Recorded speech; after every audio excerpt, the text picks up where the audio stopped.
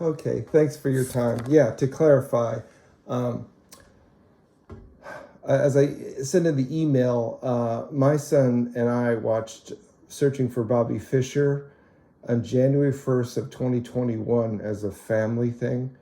And after my son said, I'm not sure about that movie, but I did teach myself chess.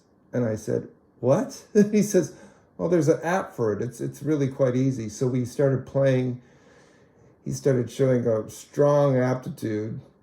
I ran into a friend of a friend during pandemic, and he just said, sign up him for Chess for Life. And I said, what's that? He says, oh, it's an online class. It's during the pandemic. He might really like it. So he just kind of took off from there. Flash forward to 2022, met Shiva on Facebook, and he's, pandemic. And I said, well, my son plays, and in his quiet, modest way, he says, oh, we play too. And so they brought him over to Third Place Books. They played. He goes, he's ready for a tournament. I said, he is? He goes, yeah, he's ready. So he went to the Susan Polgar tournament and won 4 in a row, and he was hooked. So that was kind of like the journey. So how old is your son, may I ask? Thank you for asking. He started when he was 10. He's 13 now. And little did I know, Bruce, I mean, I'm so new to all of this. I thought, well, 10's kind of a young age. And then he's starting to compete against kids who are 7 and 8, and they've been playing for 4 years. It's like, okay, this is a very interesting world. So we've been blessed to meet some really nice parents and coaches along the way who have nurtured him and brought a whole new world to myself in the social circles. And because I'm a dad, and because I'm in publishing, and I like filmmaking, and I'm very outgoing, I'm kind of very people person, I just ask a ton of questions, and pretty soon said, it would be awesome to have an article in Northwest Chess Magazine that I could read and understand, that my wife could read and understand, instead of the X's and O's and all the strategies. How about profiles about Bob Ferguson, the Attorney General of Washington, who's the state champion twice? How about an article about Lem Lee, the Grand Master? And so says, sure, have at it. So that's kind of our journey. And it's a really nice community. We've been blessed to have the kind of folks and coaches who want kids to do better, but it's not win at all costs. It's just like, just scaffold up, get a little bit better. Oh, my son, for example, he's playing opens now, 4-12, and last week was rough. It was like 1 out of 5, and I thought, okay, let's just kind of recalibrate, take your time, talk to your coaches, examine your games, and so forth. And he says, no, I think I can do better the next tournament. So we signed him up for another one. He went 2 for 5. So he's like, okay, a little bit better. So anyway, he is, as your quote said, he is tenacious. He is a fighter. He does love the game. I think we might have to adjust his coaching schedule for more one-on-one time as opposed to the 1-on-4 time. But anyway, that's a different topic. That's for another time. I wanted just to start off with the whole notion about the ebb and flow of chess over the past few decades. And I sent you an email from my mind about what I thought were some of the key inflection points, if you will, like some of the things that might have spiked public interest over the decades, starting with Fischer versus Spassky, of course, 72, starting with the release of the book Searching for Bobby Fischer in 1988, the release of the film of which you were consulted on in 1993, launching with the Queen's Gambit book in 2003, which I'm reading now. Of course, I've seen the film many times. chess.com in 2005, Twitch covering chess in 2017, COVID, for all its situations and so forth, there's no denying that people being indoors and trying to be safe, that was my situation. It's like, okay, what can we do? We're sequestered, played a lot of chess, used Nextdoor app to find kids to play chess. And then finally the release of Queen's Gambit in 2020. Bruce, I was just curious if you thought those were key inflection points in your point of view, and do you see any particular patterns about the ebb and flow of the interest of chess over the years? Well, let's see what I can say about that. Excuse me. First of all, the Bobby Fischer situation, that itself was probably the greatest spectacle in the history of chess, the Fischer-Spassky match, and Fischer's rise to the top.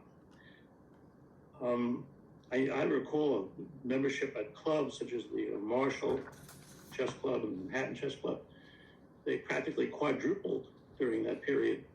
And it was all based on the excitement over Fischer's achievement, this raw-boned American individualist taking on the Soviet system and conquering and breaking down their hegemony, and all the side happenings with Henry Kissinger. And it was front page news every day, and on the 6:30 network news, and you'd see chess featured in ads, and it was just all over the place, and people were talking about it. But I don't think afterwards it was that meaningful or long-lasting. I don't think it was a substantive thing. It was based on Fischer and not the game of chess itself. And once Fischer removed himself from the scene because he no longer had the incentive to play, or for whatever reason, we could talk that over, that crop of individuals who came to chess were also not interested in staying with it. They identified with the person, Bobby Fischer. So it did have some impact on the game afterwards, even after Fischer left. People were playing more so than before. Actually, in the beginning, there weren't a lot of kids playing after Fischer. It was mainly adults. And a lot of the parents got their kids involved, and then within a few years, scholastic chess took off. I think the first big scholastic tournament was 1975 or 6, was won by Joel Benjamin. And we started a whole chain of things. The other events you've mentioned, such as the release of Searching for Bobby Fischer, the book, a great book, Fred Waitskin's memoir of his relationship to his son Josh, and the tribulation and trials and all that of playing in competitive events. Great for the game. It showed that, there's always been this trope, if you want to think of it this way, of who played chess? Old white men, gray men in chess clubs, possibly smoking cigars. That's all been shattered. That's not what chess is about. Yeah, so you have, starting with Searching for Bobby Fischer, we see that kids are involved. In fact, the best players in the world are not old timers, they're young people, by far. And there are reasons for that. And you can be healthy. You don't have to be crazy to be a chess player.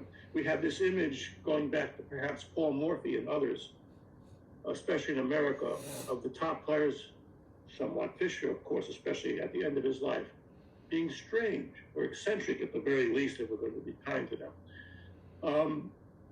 But most of us are not that way. We're just people who have an interest and a zeal for chess.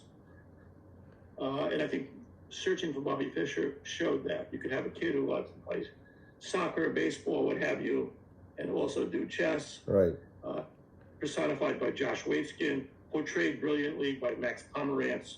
Josh was actually a very good athlete. Max Pomerantz, the actor who portrayed him, was a very good athlete. These are healthy people. They didn't have to be Paul Morphy-like. Understood. So that was helpful to the game in general. But the movie with Steve Zalian's screenplay based on Fred's book really put it more out there in the public eye. Yeah. I mean, it had a great cast, and of course, Max really very nicely portrayed Josh. Right. And it was great for the game. Right. Reinforced the idea that healthy young people can play.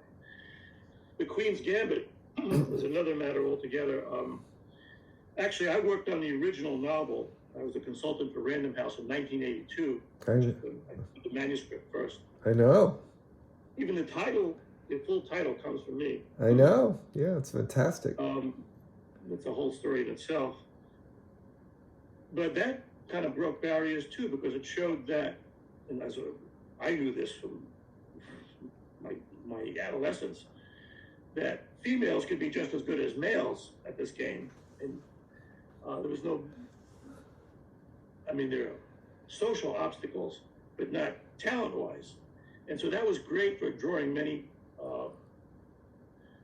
women and girls to the game.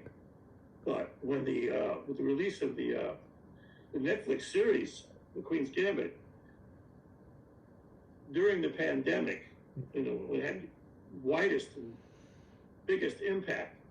It was sensational. We had no idea that so many people would be drawn to that series and become chess players because of it. And yes, that was so. Anya Taylor-Joy was spectacular as the Beth Harmon. Right. She wasn't a chess player to begin with. Right. But she was very gifted and very intelligent and would pick up things immediately.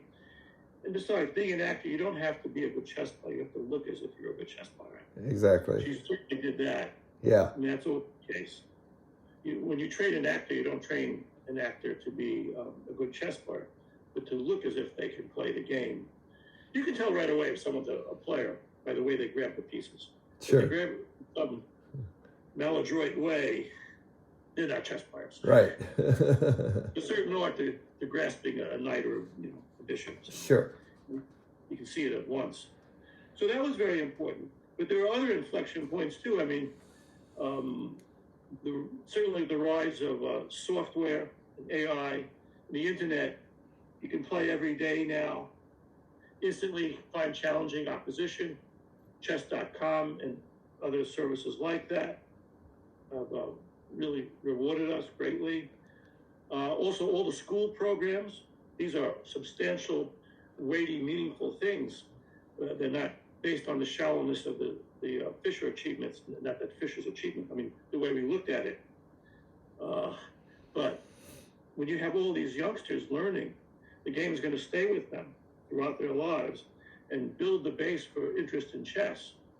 So all these school programs, the improvement in AI and software, the access we now have to, because of the internet, improvement in studies, in how the game is taught, in the literature of the game. Chess it's always been said that there are more books published on chess than all other games combined.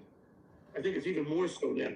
Oh. Yeah, that was a statement that had been made when I was young in the 1960s, and I'd see it all over the place. Whether or not it was true, there were a lot of chess publications, no question about it, on this and that variation. Right. But now what's really great about it is that with self-publishing, you can have all kinds of experts and people who have some insights and creative ideas who couldn't get published by a major publisher, get their ideas out there. Yeah. Of course, we lost some of that from the old days because in publishing in, the 1800s and 1900s, you'd have people publishing books of poetry and stuff. Right. Companies doing. They don't really do that now. It's kind of a commercial thing. But you do have the individual can get his or her stuff out. So I think chess has benefited from all this. Another thing that I don't think you mentioned that had great impact on chess interest was the Kasparov Deep Blue match of 1997.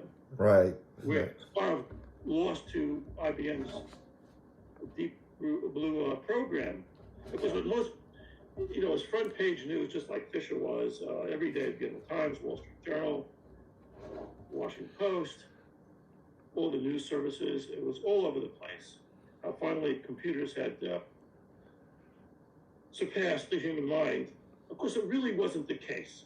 At that time, even though Deep Blue defeated Kasparov, he was still the better player. But the public didn't realize that. Okay. Kasparov just didn't play his best. For whatever reason, he psyched himself out. He didn't play like Kasparov. But that's not how it translated in the public eye. I mean, the ordinary person thought, well, computers are now better. Right. Human beings. Just wasn't so. It became so. Yeah. Thereafter, of course, but not at that point. Anyhow, that did have a great influence on the number of people playing chess. And I think chess.com now claims more than 150 million followers. Wow. So. And Bruce, what is your impression about the current boom in chess? Is it different than in years past? And what are the positive and negative aspects of the current boom that you're seeing or you have a point of view about? Well, I think, though, it has been, the current boom has been inspired by chess being in the forefront and being in the news. I think it's more meaningful now. I think people are really getting involved in the game because they love the game and have access to it, and they're going to stay with it. We've seen this in the quality of play at the early level. The young kids now, the strong ones are stronger. Right. Best. When Bobby Fischer earned the Grandmaster's title at 15 years, 6 months, that was an extraordinary thing. He beat Spassky's record, which is 18 years, a couple of months, almost by 3 years. Since that point, more than 50 players have become Grandmasters younger than Fischer. Right. Right. Now, what does that mean? Are they really better than Bobby Fischer? Yes and no. I mean, certainly I feel that the younger players now, the top ones, are better than the younger ones of the past. Wow. I won't say that they're better than Bobby Fischer, because he was an extraordinary case. Yeah. You can't really compare him to anyone else. And I don't know that if he could remove Fischer from the past and put him into the present, if he had realized, for example, that people would be higher rated than him now, if he had access to the same AI and all that, I don't know that he wouldn't try very hard to get his rating higher. Yeah. He was a genius. I don't know what would be the case. And even go back to Capablanca. If Capablanca realized that 50, 75 years later that would be downgraded because he drew all those games against lesser rated players, if he had realized that they were going to evaluate him that way, he might have played those games for a win and won them. He just didn't bother. He was very lazy. I get it. It's hard to judge these things out of context. But even so, clearly, there's no doubt in my mind that the second, third graders, fourth, fifth, sixth graders now are stronger generally than they were in the past. I'm not talking about every individual, but as a group, there's no question about it. Okay. And then you touched on this a little bit before, Bruce, about the common tropes of the chess community being eccentric or poor social skills and things of that sort. Is it something that you are very conscious of trying to address when people come to you as a consultant on the films or TV shows that you work on? It's like, I understand what you're doing, but let's have a little balance here. Or do you just kind of say, it's not my job, I'm the chess consultant, that's my job just to do that portion? I never go along with erroneous ideas. If I know them to be so, I don't point out what I think and how they could do it in a way that does not interfere with the aesthetic value of the film or this. Because the primary art is film or television, not chess. Chess is just the leitmotif. And so you have to be true to those artistic principles. But within that range or within that capacity, I do try to be as truthful as possible, of course. I don't want to see anything ridiculous with a dark square on the right. Yeah. No expert makes that mistake. When you see that, it's not because they've hired an expert. Yeah. Not a single expert on the planet would make that mistake. Right. Sometimes they flip the negative. That Right. happens. Right. Or sometimes they just don't know what they're doing and they don't go to an expert. Right. Pretty much experts say the same thing. No chess master, no authority will say play for the corner. Every single one will say play for the center. Right. Now there are differences. There are still better ways of looking at things. But on the basic matters, we can all be in alignment. There's no doubt about it. So those mistakes usually come from the producer or the filmmaker. Oh, they think them to be trivial. I recall that one episode of Columbo, the television series. Yeah. Peter Falk. We discussed this with Peter Falk afterwards. Lawrence Harvey is the grandmaster. I saw that episode. Yeah.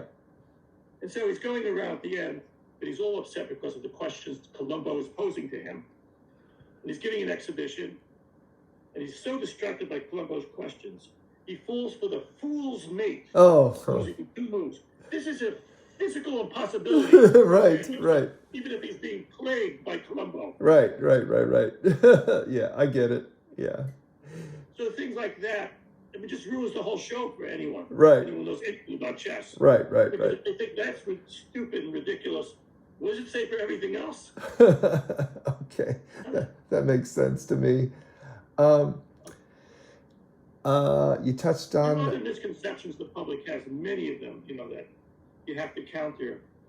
And I always try to. But after having done that, if they're in control, they're paying the bills. If they want to go with that, yeah. that's their call. Sometimes you can ask for your credit to be removed. Sometimes they won't even give you credit. Right. Anyway, because it's a union thing. I've been involved in many productions, at least 15 or 20, where I didn't get credit. When I helped out, or I got money or something. Right. That's just the nature of business. Yeah. Well, this is an interesting intersection because, again, I am not a chess expert and I'm not a technology expert, but I do know about publishing, a little bit about filmmaking and storytelling, and that's what I wanted to get across in this article about threading the line about the often said notion that the storytellers are the ones that get most of the attention, and if chess is a motif, how can you tell it in an elegant, positive way? Do you have general advice for young people who are getting into the tournament world? I've heard your quotes before that you like seeing kids who have that fighter instinct and who love the game. Certainly my community, my son fits into that category, but is there something beyond that you really love to see young people, coaches, and parents embrace for the future of chess? Oh, I could probably say a lot there. And I'm not sure that I could say any one thing that would be the most meaningful. I would say this and that, and some things would be relevant in context. I think if you want to play chess and succeed, you should do it because you really enjoy doing it, not because it's imposed on you. Right. So I hate to see when parents guide their youngsters into playing chess because they think it's good for them. Right. It's nice to have that as a byproduct, that chess has a practice at solving tricky problems and being resourceful. That's all great. Those are nice reasons to play chess. But the primary reason should be because it's a pleasure. Right. It's a joy. And when you do something like that, because you enjoy doing it, you get so much more from it. Right. It's much more compelling. I try to discourage parents from pushing their kids because they think it's good for their schooling, or they'll get into Harvard or something. Or we'll add something to their application. By the way, it probably won't in most cases. Right. They get so many applications saying that the kid plays chess. It doesn't really carry a lot of influence there. Yeah. It's really extraordinary. Yeah, yeah, yeah, yeah. I get Uh, that. I get that as well.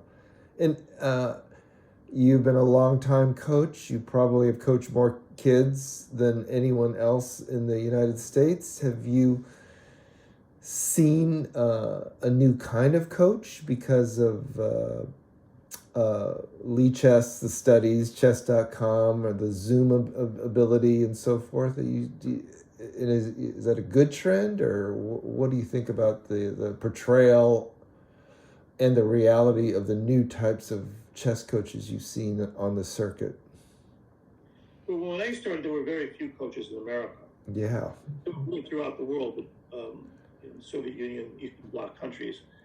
But now, but when I started, there were almost no one was teaching chess, and certainly not for a living. Even when they got paid, it wasn't sufficient to cover them through life. I was maybe a handful of the first few teachers in America to make a living from the game. right, There were others. right. In the beginning, the best teachers were artful, and as they were more intuitive. They were naturally good teachers, the ones who survived. But through the years, they've become more scientific and deductive in their thinking through the various tools. They've learned from teachers coming from Europe, the techniques, how to apply these to get more out of their students' efforts. So teachers now are both, the best ones are artful and scientific in their presentations. And I think they're just more complete teachers, the better ones. Right. And you can always tell them right away. I think if you can, I often recommend if one can afford it to take lessons from a few different teachers, if they're just interested in learning. You'll get, even though you get material repeated, you'll get it from different perspectives. You'll learn little nuances and subtleties that one emphasizes, the other one doesn't. And you get a fuller picture of things. So if you're just doing it to learn and to have an enjoyable series, put one together. See a group of teachers. You don't need gurus. Yeah. Unless you do need a guru. I don't advocate so much. Bruce, my free Zoom account is gonna like lop off now. I'm loving this conversation. Would you mind if we, after it blips out, if we log on again? Sure. Yeah, it'll blip out in a few minutes, and then we'll just continue for a few more minutes. But um, yeah, we've covered a lot because you talked about the evolution of the game, the kind of the difference of the artful teachers and deductive and the group lessons. It's amazing because that's exactly the situation with my son. I said, he's got really lovely coaches who talk about chess and life lessons kind of blended in a very elegant way, persistence and, losing gracefully and moving with precision, not hesitantly. Like these are life skills that are going to translate. There are all kinds of pragmatic matters that come out from playing and studying chess that have very wide application and utility elsewhere. There's no question about it. Yes. Without even being conscious of it, just a natural way. You just get to use these. The techniques we rely on to approach solving a chess problem can be modified and adapted for all kinds of thinking, and they are. Yes, absolutely. And then a very broad question. I might blip out and again. Please just log back in. But the future of chess. You've seen a lot of history, a lot of trends, and been part of the community to propel interest in chess, try to negate some of the negative tropes. I mean, what's your biggest hope for the future of chess, and how can our community, parents, coaches, students, authors, how can everyone contribute? Well, I think if you love chess and you want to be part of it and see it continue to grow, just put it out there. Offer chess wherever you can. Get it into clubs, get it into schools. If schools wanting for a program, get it in there. Take it to libraries. Talk about it with friends. Be outgoing with respect to it. as people see chess being played, they tend to get involved. You don't have to do much more than just being excited about the game. The way I teach, I'm often showing students things that I love, hoping that they'll find that infectious, or they'll find the same love. That's usually the case. As a teacher, when I first started, what I tried to do, rather than presenting the same material over and over, I would try to learn a lot about the person, the student as an individual, to see if I could then tap into things that they are interested in, or present the material in a slightly different way that they might find more pertinent. So I would try to learn a lot about the person. Wow. We should get that. It's not an abstract game. It's a human game. Oh, I love that. I just love that. And so when we started looking at it that way, it's a game played by individuals against each other, a very social activity. It doesn't have, you don't have the eccentrics playing this game who are removed from the world. In fact, we don't in most cases. Right. The few who do stand out, so we think it characterizes everybody else, or it's easy to think that. It's not the case. So just put chess out there and be excited about it, and do your own chess, play chess for fun. Yeah, this is Get wonderful. the word out. So, again, chess was new to me. Apologies, we're going to blip out, but please log in again. It was so new to me that we had to learn together, my son and I, and we did. Of course, he got better than me very quickly, and I'm fine with that. And now I'm supporting him by writing articles for Northwest Chess, and then having quads with friends and going to competitions, and then promoting it. You asked a question about the future of chess. We posed that idea. Yeah. Ken, people have been thinking with the rise of AI, and now that software can beat Magnus Carlsen, that would dissuade the rest of us from playing chess. Heck, that's just not the case. Before there was any AI, we couldn't have beaten Garry Kasparov. We couldn't have beaten Bobby Fischer. That didn't discourage us from playing. I love it. Why should the fact that the world champion could lose to somebody discourage us from playing and enjoying the game? Right. And playing in it. It doesn't make any sense. So that's not going to, throw the game away and get rid of it. Make us lose interest in it. If anything, it will offer us more opportunities to play and to find just the level we're at, and to knock heads with, just the right opponents, and to learn from it. I would say whatever you do as a student, you want to learn something. You don't have to learn a lot from every encounter. You can learn one or two things from every loss, even every victory. I have to laugh when I'm reviewing games with students afterwards. They always want to show me their wins and hide their losses. Of course. But what they don't realize is that their wins, the way they won, may betray all kinds of weaknesses that are much more glaring. And I really get into them when they're proud of their victories that aren't so great. I'm much more sympathetic when they've lost difficult games and have something to learn from there. So I become more critical and to the core when I see them trumpeting their victories. So because they haven't played so well in their victories necessarily either. Oh, that's really amazing, astounding advice too. Now, I think you might know, or maybe it's part of the circuit, that Seattle was voted like outstanding chess city of the country. I mean, we have so many scholastic events. I get endless emails about this competition, Yeah, it's and so great for forth. chess, no question about it. Is there a tip or a way that you think that the other coast, our coast, could even elevate us to the status of a chess center of the United States? What would it take to do that? To do it here on the East Coast and make it more like Seattle? No, to elevate Seattle to welcome a big Grandmaster tournament, or to create a chess center like in St. Louis, or like the new one in South Carolina. How does that happen? It usually takes engaging some philanthropist to get such a person involved. It almost always takes that, because you need the money. Yeah. There's not going to be any government support for in the U.S. It's just not the way we do things here. Right. So it will take motivating someone like that or showing them about it. That's how St. Louis got started. Uh-huh. With a billionaire being interested in chess. I've heard that story before. It's pretty fascinating to me. But it's often been like that. When I started chess in the schools, it took a man who was big in Mobil Oil Yeah. to really get the program going. Uh-huh. Fannie Williams. I'll never forget, when he came to me and we talked it over on the starting our discussions in late 1985.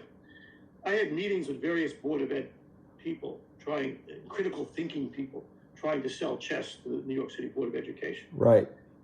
And I met with the head of critical thinking one day, and for an hour and a half, he grilled me, question after question, saying things like, why should we include chess? What value does it have?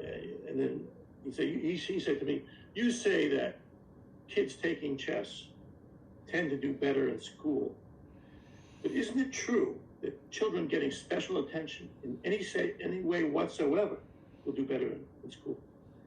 And the only way I could answer that is I said, yes, I think that's true.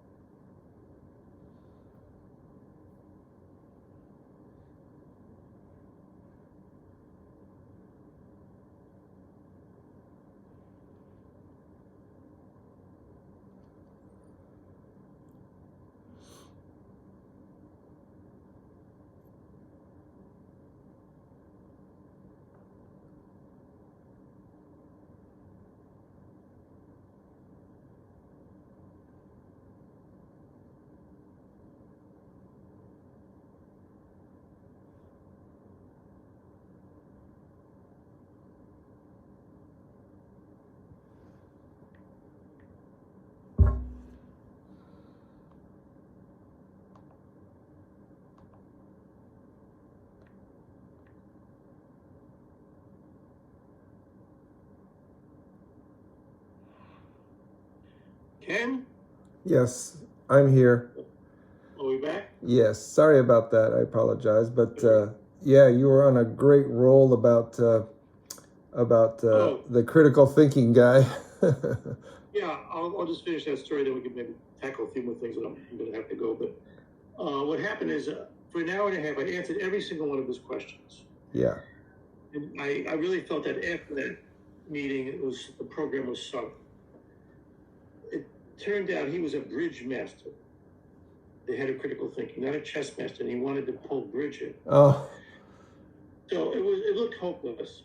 About 10 days later, I was in a restaurant with a friend, and I saw this man sitting with someone else. So I was sheepish about it. I walked up to him. I said, I don't know if you recall me, but we had a meeting the other day. And he said, I'll never forget it. Oh, I remember you very well, Mr. Pandolfini. And he turned to his friend. He said, this is Bruce Pandolfini. I tried to tear him apart the other day. And he answered in a very calm manner every single question I posed to him. And he convinced me of allowing him to bring chess into the New York City school system. And he's the only one I will allow to do that. And that's how chess in the schools got started. Is it, what year was that, Bruce? 1980, early 1986. And as the program continued all these years? Yeah, but now it's changed. It wasn't called Chess in the Schools then, but it's the same program.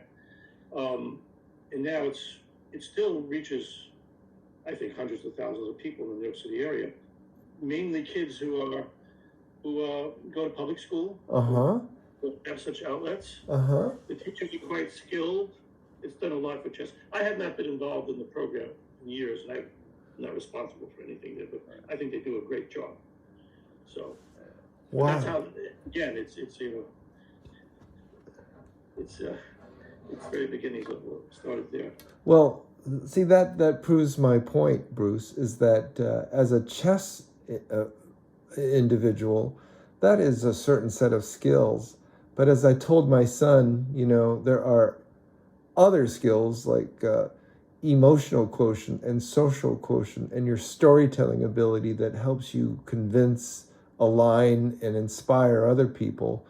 And you're an unusual a mix of a person, because you were there battling it out, almost boxing style, one-on-one with a guy that wanted to shut you down, and you told the story in a convincing way. That really made a big difference. I got into chess late. I was a talented chess player, but I wasn't going to be world champion. Of course, I didn't make grandmaster, but I gave up the game. I think I played no more than 300 rated games in my life. There weren't that many tournaments in those days, and I kind of dropped out of chess. I was working at the Strand bookstore. Great bookstore. I never worked a day as a chemist, of course. It was a meaningless degree. Anyway, I was working at the Strand bookstore behind the register. It was 1972. I was a young guy, and this man put 5 or 6 chess books on the counter. And we got into a brief conversation. It was maybe a minute to two, nothing more, because there were other people online trying to buy their books. He left. A few days later, I get a call. It turns out he was the chief producer at WNET, PBS, Channel 13 in New York. Right. And he wanted to know if I would be willing to be a supportive analyst for Shelby Lund covering the World Chess Championship on Channel 13. And I said, what? It's an amazing story. I've heard, yeah. It's like amazing. The things I said in a couple of minutes were so useful to him, and he had no one else like that. He wondered if I could do it. Yeah. I would be willing to do it. I said, I don't know if I could do it. But I quit my job at the Strand that day and did it. I didn't get paid anything by W. Talk about a life-changing, defining moment in your life. How old were you 24. Oh my gosh. And there's YouTube footage of you and Lyman commentary, isn't there? There's plenty of it now, right? No, it's all been destroyed. Because it was an insurance risk. Oh. PBS didn't feel they could protect it or convert it. Nowadays it'd be easy to convert it. They couldn't. Oh. It was very risky. They had to destroy it. So all of those great hours of Shelby's wonderful insights. Wow. He was really amazing. He was the first top American chess teaching professional, in my opinion. Wow. Wow. He was the only one making a living from teaching chess back then, making a real living. Yeah, yeah. And you're a 24-year-old kid who is articulate, who showed an interest in chess, who could thread the line and be encouraging at the same time. What amazing story. Bruce, if I may, is it possible to get your phone number so I could follow up with you or text you information? Or Sure. I didn't know you didn't have it. My cell number is 917-690-4491. But I don't pick up the phone directly unless I know you're going to call. Yeah, so understood. Text me first. And then Only because I'm always involved in sessions and stuff. It would be rude for me to pick it up. I will not abuse that at all. I will be happy to email you a draft of this. I want you to add, delete anything that you think is Sure. necessary. And I also want you to think about any photos that you would like that are important to you or you'd like to share. Maybe something that you've never shared before. Maybe you, Bobby and Lyman, or you, Josh and or you, Scott Frank and Anya. Those kind of things in the chess community kind of really resonate. Like I said, in Northwest Chess, they have brilliant articles about Sicilian and London and Foolsmade and all the stuff like that. But I want something It's that based in Seattle. It's based in Seattle. it's a Pacific Northwest very vertical publication, quite frankly. But on the other hand, I had an interview with Alexandra Botez. She says, the only reason why I'm talking to you, because she's busy, she's on Twitch and YouTube and doing her thing with millions of followers. He goes, it's because my dad used to read Northwest Chess Magazine and it has a lot of sentimental value. So, well, I know you have to run, but is there anything you wanted to add in this conversation? Now, we've covered a lot of good stuff. I'm really pleased. Anything that you... I'm like an old windbag. I have hundreds of stories. I don't know where to conclude. So maybe I should simply say, here's to chess. Yeah, okay. Thank you for your time. I will email you a draft, and thank you for your time. It's been fantastic. I really appreciate it. I will certainly give my regards to Shiva, who's now become my best friend because of chess, and also Josh Sinanen, who I just saw over 2 tournaments. They're going to be thrilled about this article, and thank you for your time. My pleasure, Ken, and good luck on it, and I wish you well in general. Do you ever participate in the circuit? Like, do you show up at nationals or open I tournaments? used to show up all the time at nationals. It's only the last year or two that I kind of stopped doing that somewhat. Yeah. I've gone to many nationals. The primary, the middle school, and the junior high, and the high school. I've gone to billion. Wow. And other events too. Sure. But I've never been to Alaska or Hawaii. I think I've been to every other state. If and when you come to Seattle, we will take you out to a very fine dinner of your choice. Okay, that'd be great. You can count on that, okay? Thanks for your time. My pleasure. Take care. Take care. You're welcome.